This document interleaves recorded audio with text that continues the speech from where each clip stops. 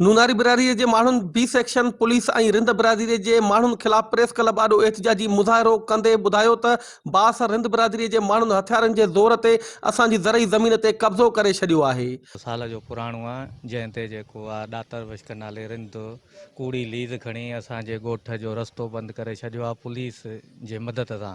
SHO असांखे घुराए चवे थो त जेकॾहिं तव्हां पंहिंजी ज़मीन करणु चाहियो था त हिन खे पंहिंजी ज़मीन जेकी लीज़ खई आहे ॾियो त वञी काए। असांजी 20-25 जिरव ज़मीन जेकी आहे उहा तक़रीबन 2 सालनि खां वठी गैराबाद आहे। हुन असांजो पाणी बंदि करे छॾियो आहे। वॾो असां ज़ुल्म था कनि, पुलिस ते वञूं था, पुलिस ते 4-5 चक्कर वियाऊं, पुलिस मोटाए थी छॾियो, पैसा भरनि था। क़ौम हिकिड़ी मज़लूम क़ौम आहे, तव्हांखे ख़बर आहे न जड़े जहिड़ा न जटे जहिड़ा। असां पुरमुन क़ौम आहियूं, पुरमुन माण्हू आहियूं ऐं इंसाफ़ था घुरूं, असांखे इंसाफ़ खपे। ॿारनि कल्ह शिकायत कई त असां ॿाहिरि पिया रांदि खेॾूं त बंदूक शहान खणी आया हुआ ॿार नंढड़ा पाला सां वठी निकिरो घरनि में रहो, हे सभु ज़मीन मुंहिंजी आहे।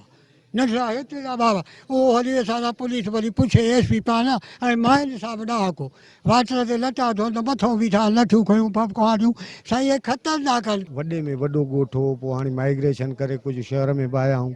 हाणे उहो ॻोठु सिकनी आहे असांजो तक़रीबन 5 एकड़ खनि।